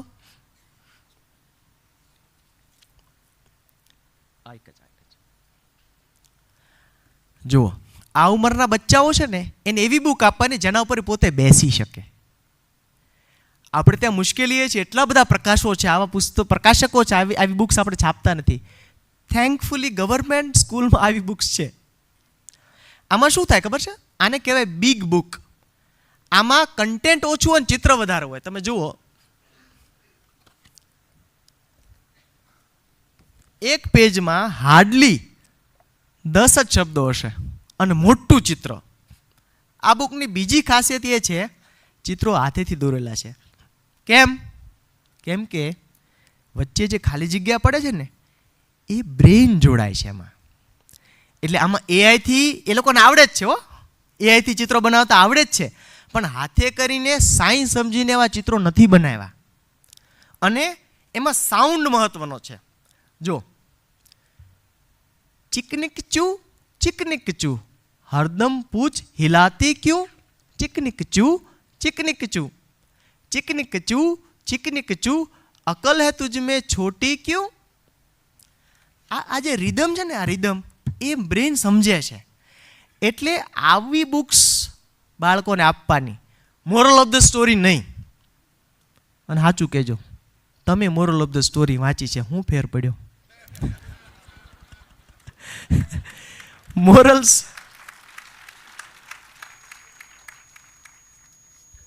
Values can not be taught, they are caught. મૂલ્યો શીખવી શકાતા નથી, એ તો જોઈને. કેટલાને એવું લાગે છે કે બાળકો અમારું સાંભળતા જ નથી? બાળકો કોઈનું ના સાંભળે, બાળકો આપણને જોઈને શીખે. તમે એને તમારી મિમિક્રી કરવાનું કહેજો, બાળક તમારી મિમિક્રી કરશે. જોજો, પપ્પાની મિમિક્રી બાળક આમ કરશે. હા બોલ, રાઈટ. મમ્મીની મિમિક્રી અમુક રીતે કરશે. કુટુંબના સભ્યોની મિમિક્રી કરાવજો, તમને ખ્યાલ આવશે તમારી ભૂલ ક્યાં છે. Simple, plain vanilla. એથી આગળ શાળાની તૈયારી. શાળાની તૈયારી કેમ કરવી? It's a most beautiful experience શાળામાં જવું. ઘણા ઘરોમાં મેં જોયું છે શાળાને ધમકી તરીકે વાપરવામાં આવે. આને તો છે ને નિશાળ ખુલે તો સારું. હવે આ બાળક તમને લાગે છે નિશાળ જઈને નિશાળના પ્રેમમાં પડે? એને એમ જ લાગે કે આ કોઈ સજાનું કોઈ પનિશમેન્ટ પોસ્ટ છે. ના. એથી આગળ મોટા બાળકોને શું કે ખબર? આને હોસ્ટેલમાં મૂકી દેવો છે. મેં પોતે એક સ્કૂલ ચલાવી છે 1 વર્ષ, હોસ્ટેલવાળી. બધા બાળકો આવા હતા, આને તો હોસ્ટેલમાં મૂકવાવાળા. બધા તોફાની ભેગા થયા. હવે શું થાય સ્કૂલનું? વિચારજો. છાત્રાલય બહુ સુંદર વ્યવસ્થા છે, ઋષિ પરંપરાની વ્યવસ્થા છે, પણ પનિશમેન્ટ પોસ્ટ નથી. શાળાની તૈયારી પહેલાં ઘરમાં આ બધા ગીતો ગવાય, રમતો રમાય, અને એક અનગાઈડેડ પ્લે શરૂ થાય. અનગાઈડેડ પ્લે, હો, નિયમવાળા રમતની જરૂર નથી. અને બાળક નિયમ બદલે તો બદલવા દેવાના. એ ક્રિએટિવ માણસ છે, એ ક્રિએટિવ વિચારે છે. કેરમ રમવા તમે કહો ભાઈ આમને, એને થોડું ક્રિએટિવ કરવા દો. શું કરે જુઓ તો ખરા. અને એની વાત કહેવા દો. મોટાભાગનામાં બાળક કંઈ પણ કહેવાનું શરૂ કરે ને એટલે તરત આપણો ઉપદેશક પેલો આવી જાય બહાર. હું કાયમ એક્ઝામ્પલ આપતો હોઉં છું કે મારો દીકરો જ્યારે બાલ મંદિરમાં ગયો ને તો એના મેડમે કીધું કે ચલો કોને ગીત આવડે છે? આ હાથ ઊંચો કર્યો, મને ગીત આવડે છે, તો ગીત ગા. તેને શરૂ કર્યું કેસરિયા તેરા ઇશ્ક હે પિયા. મેડમ એ ચૂપ ચૂપ બંધ થા, આવા ગીત ગાવાના? તો ઘરે આવ્યો, મને કે આજે આવું થયું એમ. મેં એને કયું ગીત ગાવાનું કીધું? તો કે એક બિલાડી જાડી. પછી બેનને મળવા ગયો, મસ્તી વાતો કરી. મેં બેન કંઈ વાંધો નહીં, આપણે કેસરિયા તેરા એમાં તમને એમ લાગે છે કે મારો દીકરો કોઈને લઈને ભાગી જશે? તો કે ના ના. મેં કીધું મારો પ્રશ્ન એથી વિશેષ એ છે કે ઓલી બિલાડી પાતળી કેમ નથી થતી? સાયકોલોજીકલી મને ડર એ છે કે મારો દીકરો આગળ જઈને એની પત્નીને જાડી કહેશે, બોડી શેમિંગ શીખે છે મારો દીકરો. તો હું ઈચ્છતો નથી એવું થાય. એટલે કાં તો બિલાડીને પાતળી કરો અને કાં કેસરિયા તેરા ગાવા દો. આવા છોકરાઓ, થેન્ક યુ. આવા છોકરાઓ ઘેર આવે ને, મમ્મીઓનો રિક્વેસ્ટ છે, ભદ્રાયુભાઈ પાસેથી મેં સાંભળ્યું છે કે મમ્મી ગેસ ઉપર રોટલી કરતી હોય ને, રોટલી ફૂલ અડધી હોય ને, ભલે બળી જાય, પહેલું જ કામ કરો છે એમને હક કરવાનું. ઉઘરાણી કરવાની નથી. લેસન શું લાવ્યું? લાવ લેસન. હોમવર્ક ભૂખી મમ્મીઓ, પ્લીઝ. અમારા કુટુંબમાં એક બાળક છે, એની મમ્મીથી કેટલું ત્રાસી ગયું ખબર છે? એ હોમવર્ક વાનમાં કરીને આવે છે. તો ઇટ ઇઝ બેડ. સમજવું જોઈએ. કેમ કરે? મમ્મી ટોક ટોક કરે, આમ ને નામ છે. એટલે હું તો એમ કહું છું કે એક ફીમાં 3 લોકો ભણે છે.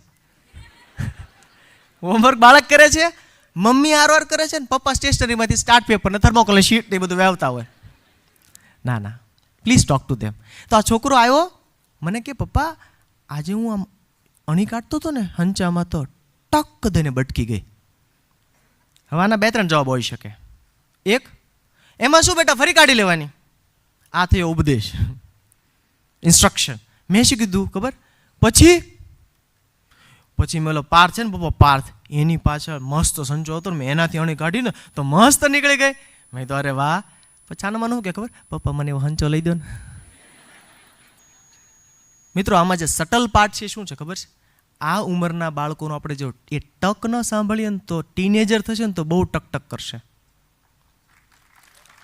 બહુ ટકટક કરશે. ટીનેજર બાળકોના પ્રશ્નો છે એ પહેલા આ 5-1 વર્ષના જ પ્રશ્નો છે. તમે કહો હોર્મોન્સ ને પેલું થાય છે, એ નથી. ટીનેજ દરમિયાન પણ બ્રેઇનનો આકાર બદલાય છે, ફિઝિકલ આકાર બદલાય છે, ખાલી હોર્મોન્સ નથી. મારે તમને 4 હોર્મોન્સની પણ વાત કરવી છે, સમજવા. પહેલો હોર્મોન્સ બધા જાણો છો, ડોપામિન છે. ફીલ ગુડ હોર્મોન છે. મજા આવે, કોંટો ચડે, ચા પીએ એટલે મજા આવે. લાઇક્સ વધારે મળે તો મજા પડે, લાઇક્સ વધારે ન મળે તો નવો ડ્રેસ ખરીદવો પડે, બુલેટ લેવું પડે, ક્યાંક બહાર જવું પડે લાઇક્સ વધારવા માટે. એ ડોપામિન છે. નેચરલી ડોપામિન કેમ વધે ખબર છે? જ્યારે બાળકને કોઈ પણ વસ્તુ સરપ્રાઇઝિંગ કરીએ ને તેનામાં ડોપામિન શૂટ થાય. એટલે વાર્તાઓ જરૂરી છે. વાર્તાઓ સરપ્રાઇઝનો એલિમેન્ટ લાવે છે. વાર્તાઓ કહેવાની છે એને. અને વાર્તા એટલે એક રાજા હતો, એક રાણી હતું, એટલું જ નહીં. રોજબરોજની ઘટના પણ વાર્તા હોઈ શકે. મેં જે તમને કહી એમ વાર્તાઓ, એલિમેન્ટ ઓફ સરપ્રાઇઝ જે છે ને ડોપામિન માટે બહુ જરૂરી છે. બીજો હોર્મોન છે જેને કહે છે ઓક્સિટોસિન, લવ હોર્મોન. કોણ જાણે દિલ આવું કોણે ચિતર્યું છે? કેટલાના ઘર ભાંગી ગયા આમાં નામાં.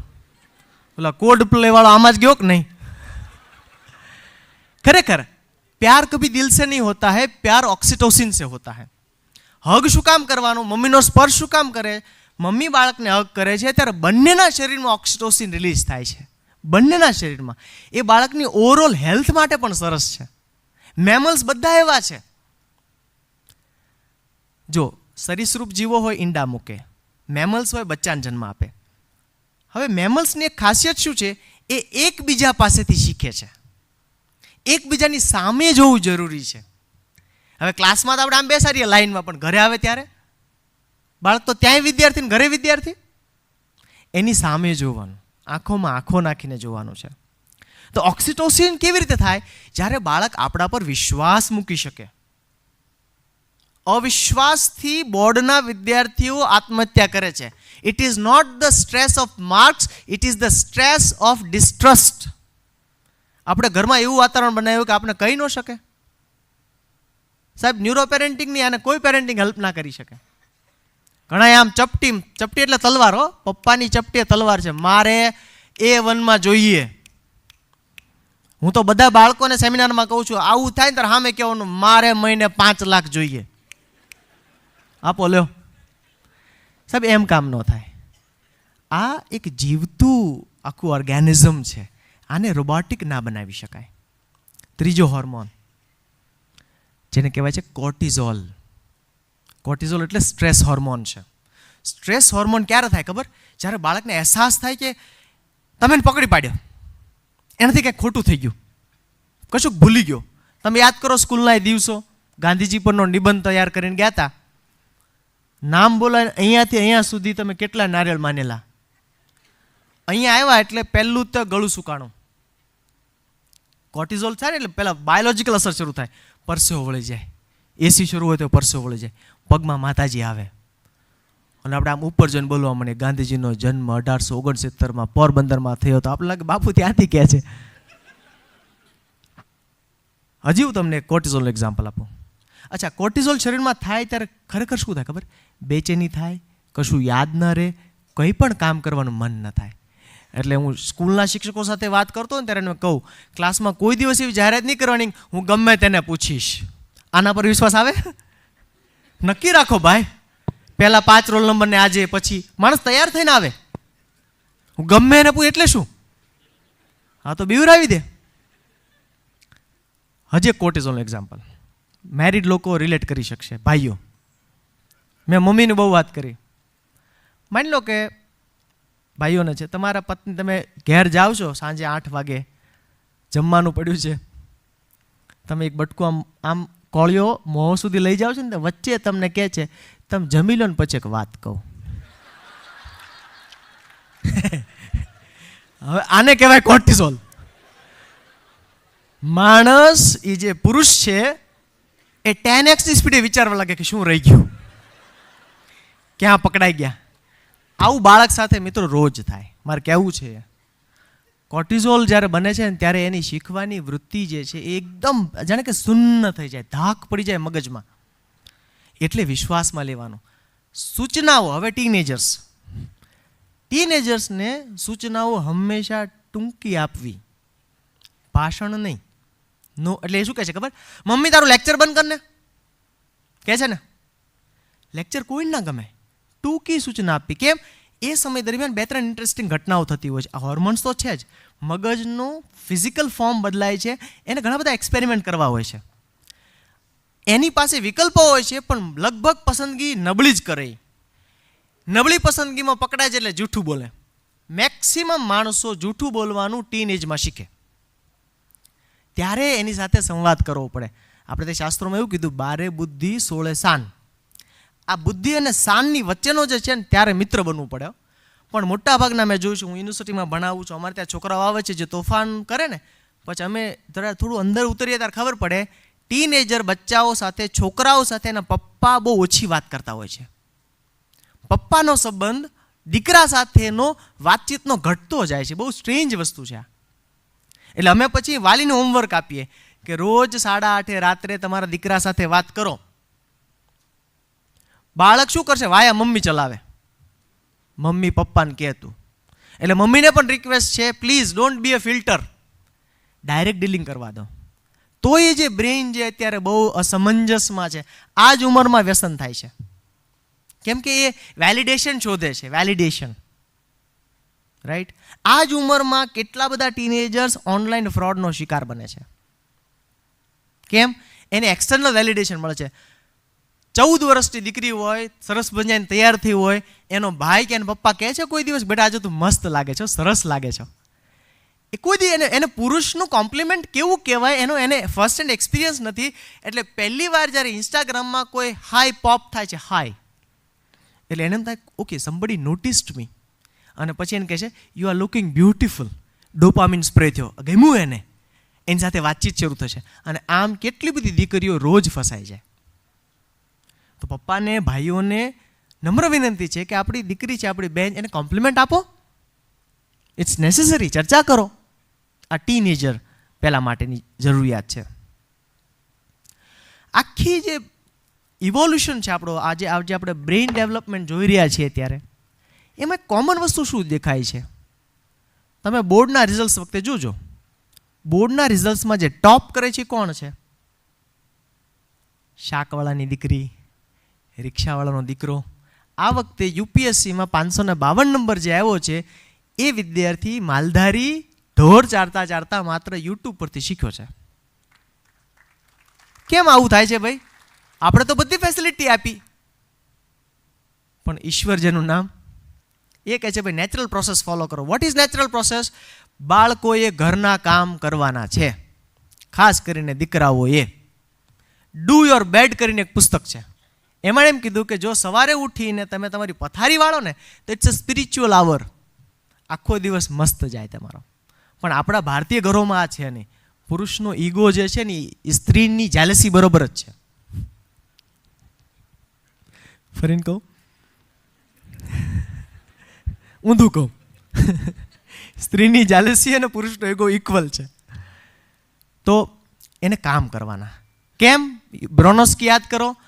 બાળપણમાં કામ કરીને જેની આંગળીઓ ઘસાય છે એની પ્રજ્ઞા વિકસે છે. એટલે કાનુડો ગાય દોતો હતો. એટલે ભગવાન રામને એના ફાધર જે મલ્ટી બિલિયનર હતા દશરથ રાજાએ એને વનમાં ગુરુકુળમાં ભણવા મોકલ્યા, જેથી કામ કરવું પડે.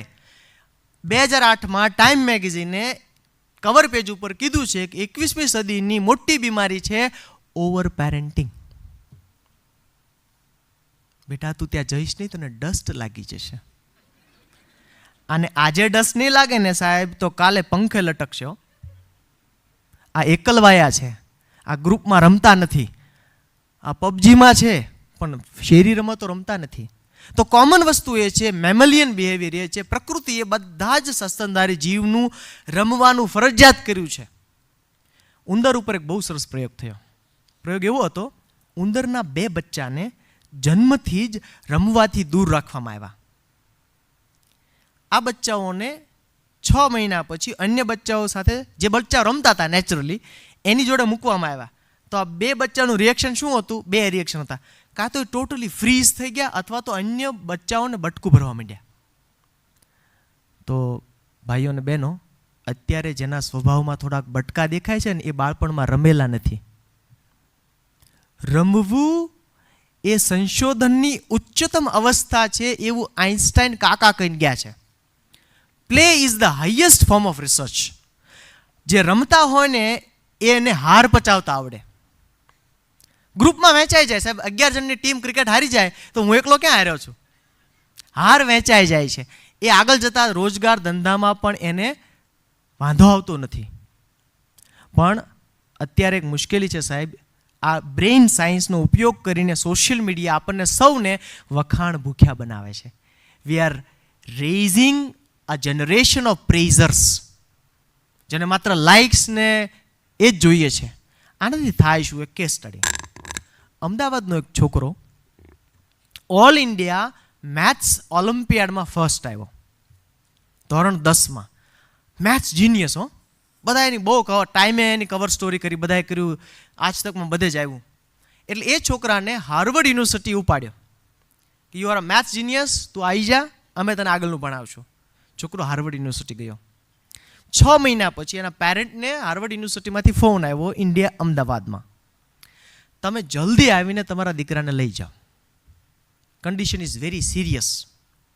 શું સિરિયસ હતી કન્ડિશન? એનો 6 પેજનો અમેરિકાના ટોપ સાયકોલોજિસ્ટ એક રિપોર્ટ આપ્યો છે, મેં વાંચ્યો છે. રિપોર્ટમાં એવું લખ્યું છે, આ છોકરો સક્સેસના પ્રેશરને હેન્ડલ કરી શકતો નથી. He can not handle the pressure of success. આજે બાળક, એને ફ્લાઇટમાં માંડ બેસાડીને લાવ્યો, એને 3 પેનિક એટેક આવ્યા. આજે છોકરાની હાલત શું છે ખબર છે? પોતાના બેડથી વોશરૂમ સુધી માંડ જઈ શકે છે. 6 વર્ષથી એ છોકરો રૂમની બહાર નથી નીકળ્યો. સાહેબ, that's a problem of success. યાદ રાખજો, 2030 સુધીમાં આપણા જેટલા મોટિવેશનલ સેમિનાર્સ થાય છે એનો વિષય સફળતાથી સાર્થકતાનો કરવો પડશે. સફળતા સુસાઇડ તરફ લઈ જશે અથવા સાયકોલોજીકલ બીમારીઓ તરફ લઈ જશે. એટલે જરૂરી છે સાહેબ એની સાથે વાત કરવાની, એને રમવા દેવાના. હવે તમે જ્યારે રમો છો ત્યારે કેટલી બધી વસ્તુ જબરજસ્ત થાય છે બ્રેઇન માટે. ડોપામિન રિલીઝ થાય છે નેચરલી, ઓક્સિટોસિન રિલીઝ થાય છે, સિરોટોનિન, મેલાટોનિન જે ઊંઘ માટે જરૂરી છે. ટીન એજરના પ્રશ્નોના સોલ્યુશન બહુ પેરાડોક્સિકલ છે. એને ઊંઘ જોઈએ પણ એ પાછા સૂતા ન હોય, એને મોડે સુધી જાગવાની, એક ઉજાગરો કરવાની ટેવ પડે, પણ એનું સોલ્યુશન તો ઊંઘમાં જ છે. એટલે જેટલા ટીચર્સ અહીં બેઠા છે એ લોકો મારી સાથે અગ્રી થશે કે હાઈસ્કૂલના બચ્ચાઓ ક્લાસમાં ઊંઘતા હોય છે, એને ઉઠાડવા વાળે ચોક મારે આમ. નવ દેટ એને કાઉન્સેલિંગની જરૂર છે, એને ચોકની જરૂર, મારવાની જરૂર નથી. એટલે રમવું એ નૈસર્ગિક જરૂરિયાત છે. અને રમવાનો અર્થ ફિઝિકલ જ થાય હો. તમે કહો હું ફૂટબોલમાં 90 ગોલ કરું, ફોનમાં તો એ ગેમ ના કહેવાય. ફોનમાં 90 ગોલ થાય, જરા 45 મિનિટ દોડી તો બતાવો. જો આ પેઢી રમશે નહીં તો આપણે જનરેશનલ નબળા બ્રેન વારસામાં આપીશું, જેને એઆઈએ હેક કરવાની જરૂર નહીં પડે. એમ પણ અત્યારે આપણા બધાના બ્રેન હેક તો થઈ જ ગયા છે. આપણે શોપિંગનો નિર્ણય ઓફર જોઈને કરીએ છીએ, ફોટો જોઈને સ્વિગી ઉપર ઓર્ડર કરીએ છીએ, ટિન્ડર જોઈને લગ્નનું પ્રપોઝ કરીએ છીએ. ઓલરેડી આપણા હેક થઈ ગયા છે. હવે ઇમેજિન ધ આલ્ફા જનરેશન. તો મને એમ લાગે છે કે ટુ સમઅપ, બરાબર સમય ચાલે છે ધવલભાઈ? ઓકે, ટુ સમઅપ મારે જે તમને કહેવું છે, આ બાળકોને કેવા રમકડા આપવા જોઈએ, ખાસ કરીને જે અત્યારે નાના બચ્ચાઓ છે, 3 થી 10 વર્ષના બચ્ચાઓ. હું એક સેમ્પલ લાવ્યો છું રમકડાનો. ભાઈ આપો તો મને રમકડું. જોયા છે ને બધાએ લેગો ટોયઝ? સાહેબ લેગોનો અર્થ શું થાય ખબર છે? It's a Latin word. લેગોનો અર્થ થાય આઈ પુટ ઇટ ટુગેધર. મેં જાતે જોડ્યું. તમામ બટનવાળા રમકડા, રિમોટવાળા રમકડા એ બ્રેઇન કન્ડ્યુસિવ ટોયઝ નથી, એ મગજને મદદ કરતા નથી. એટલે ગામડામાં જે તમે બધા ઉછર્યા છો, આપણા ફેવરેટ રમકડા બે જ હતા, માટી અને પાણી. સાચું? આજે પણ જો સોસાયટીમાં મકાન બનતું હશે તો બાળક નેચરલી રેતી તરફ આકર્ષાશે. રૂટ્સ છે આપણા, રૂટ્સ. જો તમારે રમકડા આપવા હોય તો મોન્ટેસરી ટોયઝ, અમારે નિમિત્તભાઈ જ્યાં ભણ્યા છે દક્ષિણામૂર્તિ બાલ મંદિર જોવા જેવું છે. એમાં બધા મોન્ટેસરી ટોયઝ છે. વાંચન લેખન કશું જ નહીં, છતાં બાળકોને બાલ મંદિરના 3 વર્ષ, નાની બકુલ મોટી બકુલ બાળકોમાં બધાને આવડી જાય ટોયઝ. પણ આપણે એમ થયું છે મિલેનિયલ્સને, હવે મારી પાસે ભાઈ 2 પૈસા આવ્યા છે, મને જે નથી મળ્યું એ મારા બાળકને મળવું જ જોઈએ. આ બીમારી છે. એટલે તમને જે આનંદ મળ્યો નથી ને એ બાળકને નહીં મળે. તમે જે ઘરેથી પૂછ્યા વગર જતા રહેતા હતા સાયકલ લઈને, સાયકલ, મને એમ લાગે છે કે મારે જો આમ આખી વાતને સમઅપ કરવી હોય ને તો મારે પહેલું એ કહેવું છે મિત્રો, રમકડા આવા જે બ્લોક બેઝ, આમાં બહુ બધી વેરાયટી છે. હવે મેગ્નેટવાળા આવ્યા છે, બહુ બધી વેરાયટી છે. Don't give electronic toys. Right? આપણે ન્યુરો પેરેન્ટિંગની વાત કરીએ છીએ એ અર્થમાં કહું છું. નંબર 2, 4 વર્ષનું થાય ત્યાં સુધી 15 વર્ષ સુધી સાયકલ. આપણે સાયકલ કરવાની હો ભાઈ. રાજકોટનું કેવું છે કે સવારમાં યોગા ક્લાસ જઈને વળતા 250 ફાફડા ખાઈ નાખે. કે રેસકોર્સ ફરતા સાયકલિંગ સરસ કર્યું હોય, પછી વણેલા ગાંઠિયા જોકરના ઉપડી જાય. મને કેમ ખબર? ક્યોંકિ સાસ ભી કભી બહુ થી. હું 4 વર્ષ રાજકોટમાં રહ્યો છું, એટલે મેં જોકરના ગાંઠિયા ખાધા છે. સાયકલિંગ, સાયકલનું તમને સુંદર ઉદાહરણ આપું. સાયકલ કેટલી અદ્ભુત વસ્તુ છે. અમર્ત્ય સેનને નોબેલ પ્રાઇઝ મળ્યું. હવે જ્યારે કોઈ વ્યક્તિને નોબેલ પ્રાઇઝ મળે છે ને એનો નિયમ છે, તમારે તમારી પ્રિય વસ્તુ નોબેલ મ્યુઝિયમને ભેટમાં આપવાની છે. તો અમર્ત્ય સેનને પૂછ્યું તમારી પ્રિય વસ્તુ કઈ છે? તે જૂની સાયકલ લઈ આવ્યા કબાડખાનામાંથી. આ મારી સાયકલ. એ લોકોએ બહુ મોટી દિવાલ ઉપર એ સાયકલ મૂકી છે, ગૂગલમાં જોજો, અમર્ત્ય સેનની સાયકલ છે. મીડિયાએ પૂછ્યું કે કેમ સાયકલ? અમર્ત્ય સેનનો જવાબ સાંભળો સાહેબ, મને અર્થશાસ્ત્રમાં જે નોબેલ પ્રાઇઝ મળ્યું છે એનું કારણ એ છે કે હું અર્થશાસ્ત્રને અનેક રીતે જોઈ શકું છું. આ યોગ્યતા કેમ આવી? હું બાળપણમાં શાંતિનિકેતનના જંગલોમાં, વનરાઈઓમાં આ સાયકલ લઈને રખડેલો છું. એણે મારો પર્સપેક્ટિવ બ્રોડ કર્યો. એટલે સાયકલ, ભલે તમારી પાસે એક્ટિવાના પૈસા હોય, તમે ટેસ્લા લઈ લો ને ગૂગલ જે લેવું લઈ લો તમે, પણ એના માટે જરૂરી આ છે. તમે જો નિમિતભાઈ ઘણા એના વિડીયોમાં એની વાત કરે છે. યુ શુડ અન્ડરસ્ટેન્ડ કે વોન્ટ અને નીડનો ડિફરન્સ શું છે ભાઈ. ઈચ્છા તો મેગી ખાવાની છે પણ જરૂરિયાત ફણગાવેલા મગ ખાવાની છે. એમ ઈચ્છા તો ઈ બાઇકની હોય પણ જરૂરિયાત સાયકલની છે. Please give them bicycle. That would be the best gift. ત્રીજું, જો તમે એમ કહેતા હો કે અમે બધું બાળકો માટે કરીએ છીએ ને, એક રવિવાર આપણે સૌરાષ્ટ્રમાં એટલા બધા લખી છીએ 100 કિલોમીટરમાં જંગલ, નદી કે દરિયો આવી જ જાય. અને હું જ્યારે દરિયો કહું છું ત્યારે મારા મનમાં દીવ નથી. તમે હસ્યા શું કામ એની મને ખબર નથી. સાહેબ, ઇકોનોમિક એજ્યુકેશન ફાઉન્ડેશન છે, એને રિસર્ચ કરીને એવું કીધું કે 10માંથી 1 બાળક વર્ષમાં ક્યારેય પણ જંગલ, નદી કે દરિયામાં જતું જ નથી. અમેરિકાની ખૂંખાર જેલના કેદીઓને રોજ દિવસના 2 કલાક ગ્રાઉન્ડમાં રમવા મળે છે. હવે તમે કહો, ડેન્જરસ સિચ્યુએશન. જો બ્રેઇન વિકસાવવું હશે તો રમવું જ પડશે. સાહેબ, દુનિયાની 2 સ્કૂલ કઈ ખબર છે જ્યાંથી સૌથી વધુ નોબેલ પ્રાઇઝ મળ્યા? 8 નોબેલ પ્રાઇઝ એક જ સ્કૂલમાંથી મળ્યા. એ સ્કૂલનું નામ છે Bronx School of Sciences, New York. Google કરજો, બ્રોન્ક્સ એનું નામ છે. તો મને એમ થયું કે આમાંથી નોબેલ પ્રાઇઝ મળ્યા છે એટલે આ સ્કૂલમાં તો નકરું સાયન્સ જ છે ને. નહીં, એ સ્કૂલમાં કેટલા સ્પોર્ટ્સ ક્લબ છે ખબર છે? 78. નિશાળમાં 78 સ્પોર્ટ્સ ક્લબ છે, રમે છે એટલે નોબેલ પ્રાઇઝ મળે. એટલે પ્લીઝ મેક શ્યોર એને સાયકલ મળે. એક રવિવાર લઈ જાઓ નજીકમાં. અહીંયાથી કેટલું બધું જુનાગઢ તમે ફૂલ ફેંકો ને જુનાગઢ આવે એટલું નજીક છે.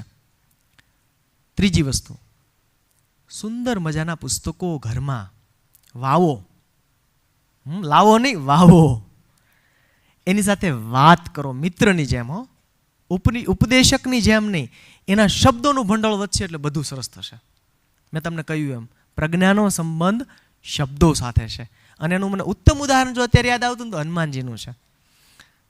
કિષ્કિંધા પર્વતની આસપાસ બે મુનિકુમારો દેખાયા એટલે સુગ્રીવે મોકલ્યા કે આ કોણ છે, જરા જુઓ તો. ગુપ્તચરો નહીં હોય ને વાલીના, હવે કોને આ ચેક કરવા મોકલતો? હનુમાનજીને. હનુમાનજી સાધુના વેશમાં ગયા અને મુનિકુમારો જોડે વાતો કરી. 3-4 વાક્ય બોલ્યા ને ત્યાં ભગવાન રામે શું કીધું લક્ષ્મણને કે લક્ષ્મણ, આમના ચરણ સ્પર્શ કરો, આ કાશીના વિદ્વાન પંડિત છે. એટલે હનુમાનજીને ખબર પડી ગઈ કે આપણો થપ્પો થઈ ગયો, ઓરિજિનલ રૂપમાં આવી ગયા. ભગવાન સોરી, આ મને આવું કીધું હતું એટલે હું કર્યું. પણ હનુમાનજી પૂછે તમને કેમ ખબર પડી કે હું કાશીનો પંડિત છું? એટલે રામનો જવાબ છે. એણે કીધું તમારું શબ્દ ભંડોળ, વાક્ય રચના અને વ્યાકરણ શુદ્ધિ જે માત્ર કાશીના પંડિતમાં હોય એવી છે, એટલે તમે એક વિદ્વાન કાશીના પંડિત હોય એવું લાગે છે. હવે ફ્લેશબેકમાં જાઓ. હનુમાનજીને જ્યારે પોતે આશ્રમમાં ભણવા ગયા ને બધું આવડી ગયું તરત, તો મોટા પ્રજ્ઞાવાન હતા, શિવ સ્વરૂપ. તો ગુરુજી થાકી ગયા કે મને આવડી ગયું, હું શું કરું? હવે નવરા તો રખાય નહીં હનુમાનને અડીએ. તો કે એક વસ્તુ છે તારે જે શીખવી છે. શું? કે વ્યાકરણ. તો કે બોલો આ બ્રહ્માંડમાં સૌથી સારું વ્યાકરણ કોનું? તો ગુરુજી કીધું સૂર્યદેવનું.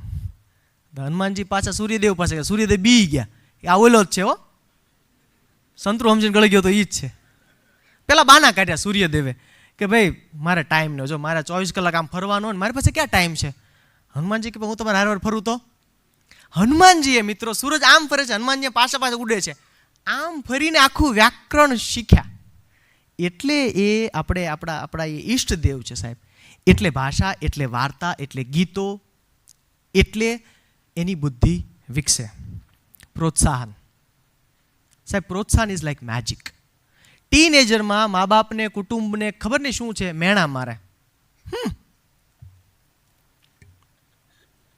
આજે છે ને એ ગુપ્તી જેવું કામ કરે, ખંજર જેવું કામ કરે ટીનેજરને. પ્લીઝ મેણા ટોણા નહીં. પ્રોત્સાહન શું જાદુ કરે ખબર? એક બુક છે હોલ ઇન ધ વોલ. આ બુકમાં સુગાતા મિત્ર નામના કેળવણીકારે પ્રયોગ કર્યો. IIT દિલ્હીની દિવાલમાં હોલ પાડ્યું અને જોયું ત્યાં કમ્પ્યુટર મૂક્યું, 2 બાજુ CCTV કેમેરા. જે બાળક કોઈ દિવસ કમ્પ્યુટરને અડ્યું નથી, નિશાળે નથી ગયું, એ કેટલા દિવસમાં કમ્પ્યુટર શીખી જાય? ઝૂંપડપટ્ટીના બાળકો છે, 24 કલાકમાં બાળકો ઇન્ટરનેટ ઉપરથી ગેમ ડાઉનલોડ કરીને રમવા માંડ્યા. કમ્પ્યુટરને પહેલી વાર અડ્યા છે. આનાથી આ તો બહુ સારી વાત છે. ચલો આને હજી એક લેવલ વધારીએ. આંધ્રપ્રદેશના એક એવા ગામમાં ઝાડ સાથે કમ્પ્યુટર બાંધ્યું કે જ્યાં બાળકોને તમિલ સિવાય કંઈ આવડતું નથી. ગમે કહો તો કે ઇલ્લ પોડ, ઇંગ્લિશ નથી આવડતું. અને આ વખતે કમ્પ્યુટરમાં ટચ સ્ક્રીન નથી, વોઇસ કમાન્ડ છે, માઉસ પણ નથી, કીબોર્ડ પણ નથી. તમે બોલો એ પ્રમાણે કમ્પ્યુટર કરે.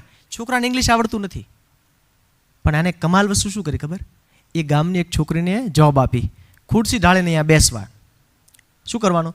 આ છોકરા ગમે તે કરે ને, કમ્પ્યુટર સળગાવી પણ દે ને તો તારે એમ કહેવાનું વાહ દોસ્ત, એમ જ કરવાનું હતું, શાબાશ, જોરદાર. આમ કર્યું. 8 મહિના પછી આ સુગતા મિત્ર પાછો આવ્યો. આ કમ્પ્યુટરમાં એક સોફ્ટવેર નાખેલો બાયોલોજી શીખવાનો. એટલે આવીને જોયું તો છોકરાઓ બ્રિટિશ એક્સેન્ટમાં ઇંગ્લિશ બોલતા હતા. કોઈ શીખવાડ્યું નથી એને. હો. બીજું છોકરાને પૂછ્યું શું ખબર પડી? છોકરાએ કીધું કે we couldn't understand everything but just we got to know that the beginning of cancer is at the cell level. બોલણ કાપડ લોહી ન નીકળે. પણ એવોર્ડ આપ્યો ઓલી છોકરીને. એટલે આપી શકાય તો ફૂલ આપો. મેં એમ નથી કીધું પથ્થર ઘા કરો જુનાગઢ આવે, મેં એમ કીધું ફૂલ ફેંકો ને જુનાગઢ આવે. આપી શકાય તો પ્રોત્સાહન આપો. કડવા વેણ, કટુ વચન માટે હવે જગ્યા નથી. હવે રામાયણ ને મહાભારત થઈ ગયા, આપણે નથી કરવાના. રમત ગમત પ્લીઝ એમને રમાડો. અને છેલ્લી વાત, પ્લીઝ પ્લીઝ પ્લીઝ એને આભાર માનતા શીખવાડો. ગ્રેટિટ્યૂડ પર બહુ લખાયું છે, કદાચ એકાદ વખત સાહેબનો જ એક વિડીયો હતો ગ્રેટિટ્યૂડ પર, કૃતજ્ઞતા પર. શું કામ ખબર? સાહેબ રોજ રાતે ભારતમાં જેટલા લોકો સૂવે છે ને એમાંથી સવારે 28,000 ઓછા હોય. ડેઇલી ઇન્ડિયામાં 28,000 લોકો ઓછા હોય. ઉમેરાય પણ છે, પણ માની લો કે તમે ગઈ રાતે સૂતા સવાર ઊભા થઈ ગયા ને, એ પોતે જ એક ઉત્સવ છે. તમારે કાચમાં જોઈને તમારી જાતને પપ્પી આપવી જોઈએ કે અરે વાહ હું ઉઠી ગયો, એક દિવસ મળ્યો. આ એક દિવસ મળ્યો છે ને એમાં ન નિંદા કરીએ, માત્ર કૃતજ્ઞતા. કૃતજ્ઞતાનું રિસર્ચ એવું કહે છે જેનામાં આભારની લાગણી હોય ને એનું ડાયજેસ્શન અને ઇમ્યુનિટી સારા હોય. આભારનો ભાવ છે. તો મને એમ લાગે છે કે આ થોડી વાતો તમારી સાથે આજે કરવાની તક મળી, જે થોડા ઘણા આપણે મને લાગે છે આનું ઇનિશિએશન કર્યું, આપણે એક જસ્ટ બિગિનિંગ કર્યું કે આલાપ લીધો, હજી મુખ્ય ગીત બાકી છે. એના માટે આ પ્રો નિર્માણ વાળા મિત્રો અમારા છે ધવલભાઈ અને શ્રેયાંશભાઈ, એણે કીધું કે અમને આખો દિવસનો વર્કશોપ તમે કરાવો. તો એક આખો દિવસનો આપણે વર્કશોપ કરીશું, એમાં હજી ડિટેલમાં આપણે જઈશું, 1-to-1 એજ બેઝિસ, હોર્મોન્સ વાઇઝ ઘણી બધી એમાં એક્ટિવિટીઝ છે, ઘરે કરવાની પ્રવૃત્તિઓ છે, એ બધું પણ કરીશું.